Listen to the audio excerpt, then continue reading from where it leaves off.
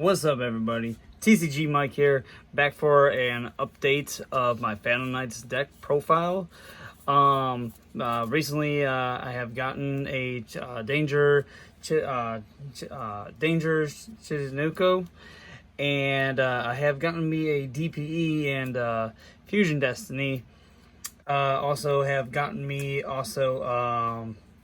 I have included Scythe to this deck, but I didn't add DPE, so this is going to be a PK Scythe deck.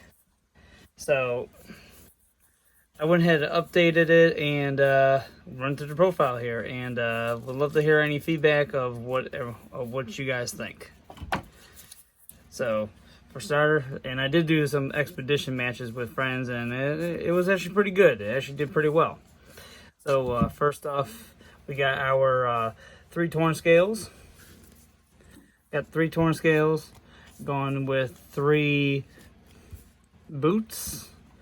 We have 2 Cloak, 2 Cloak, 1 Stained Greaves, and 1 regular Gloves. So your regular standard PK package right here. This is 10 cards right here. Slide those up right here. So, of course, Torn Scales allows you to discard a card to send any Phantom Knights cards from your deck to the graveyard. Silent Boots is a free special summon from your hand if you have a PK on your field, or you can banish it for a Phantom Knights spell or trap card to add to your hand. I believe it's spell or trap card. Yes. And then Red Gloves allows you to add any PK, the Phantom Knights card from your deck to your hand when banished. And then, of course, Stained Greaves allows you to special summon a PK monster from your hand by banishing it, or you can special summon this if you special summon a Phantom Knights card. And Red Gloves allows you to send a spell or trap card to the graveyard, right? Oh, send a Phantom Knights card from the deck to the graveyard. Okay, so that includes a monster. So your regular standard PK Phantom Knights cards.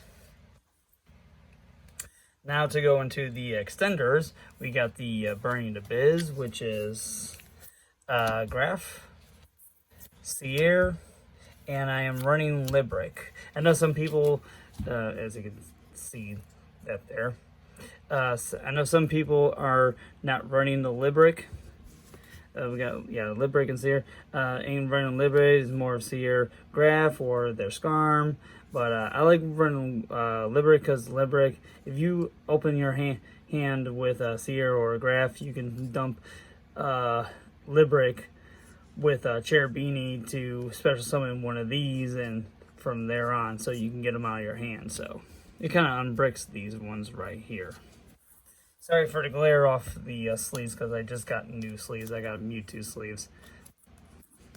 They're pretty cool. Then I have cut down for this deck build to keep it at 40 cards. I am doing 2 Tour Guide.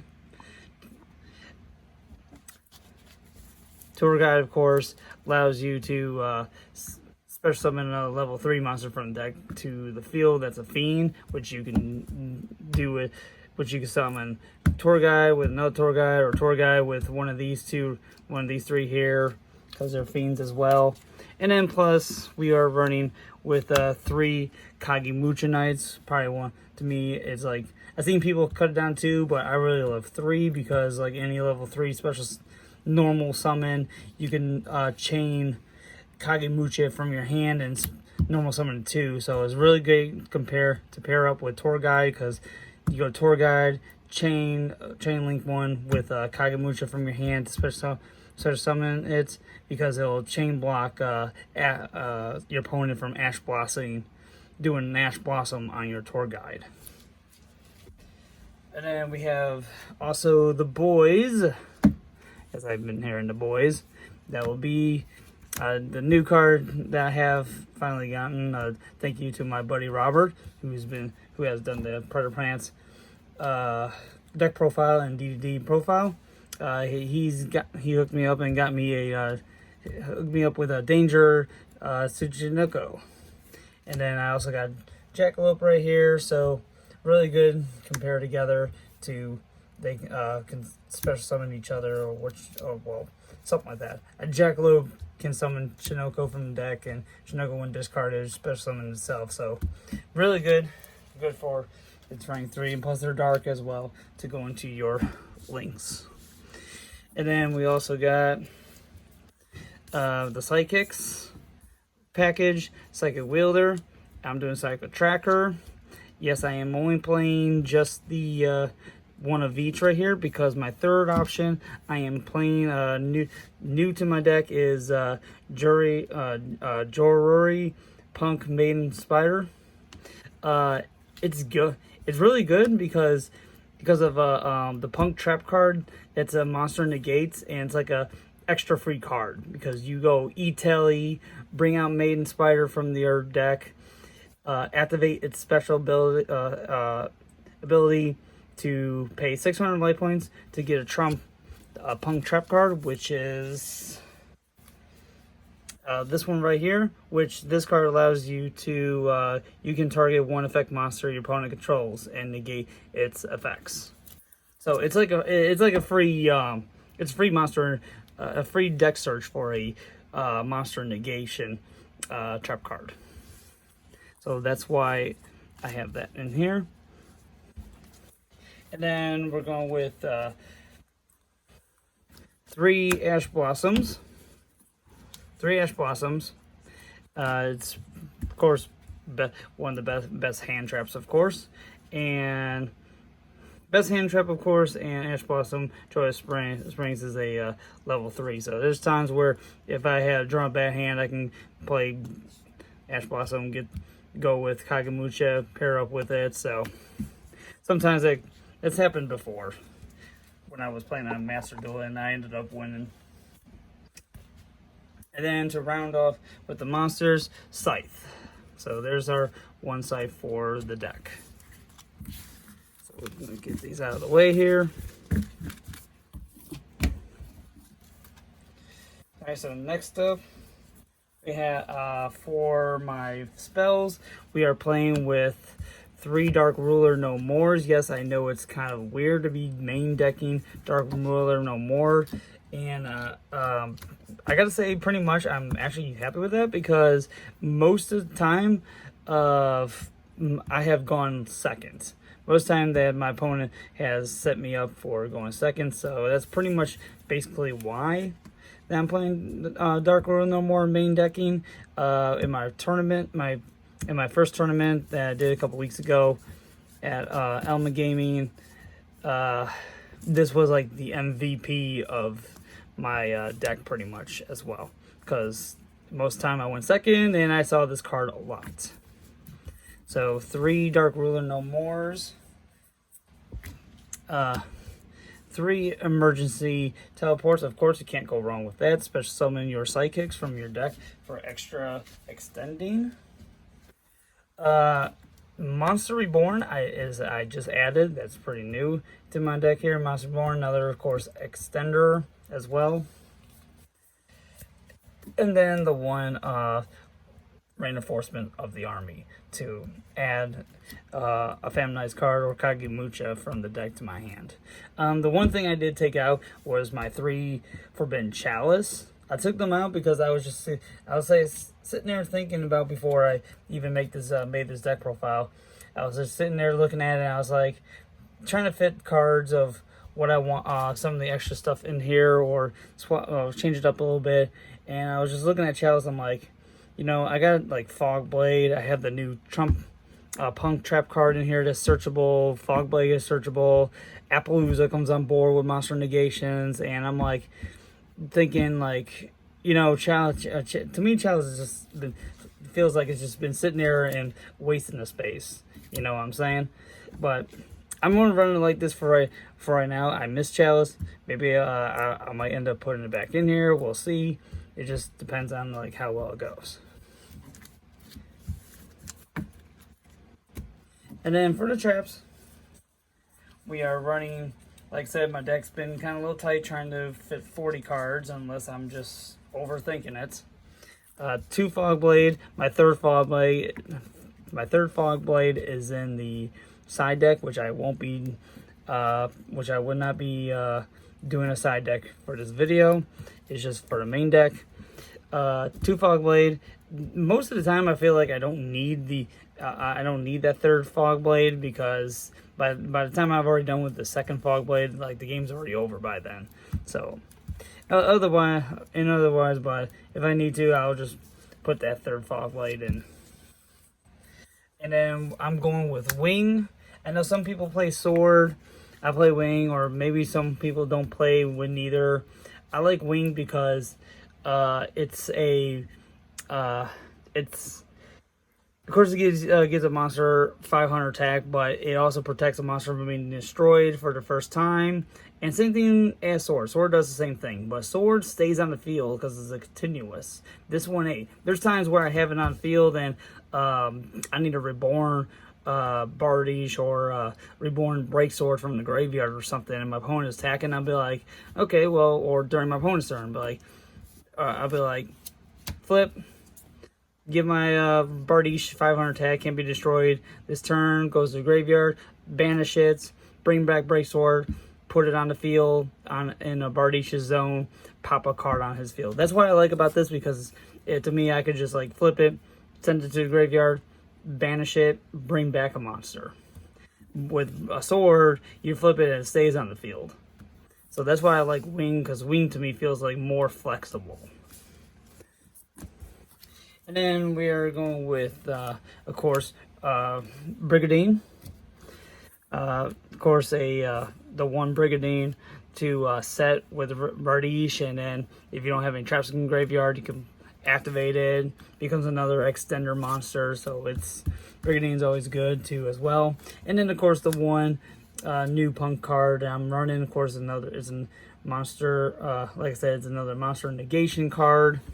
Just like Fog Blade, but it's not continuous, of course. But it's it's searchable off the Madam Spider that I am playing for my third psychic for my E-Tail target. So really good there. All right, and so that is going to be for the main deck right here as well. It's a 40 card deck. Like I said, it was pretty tight.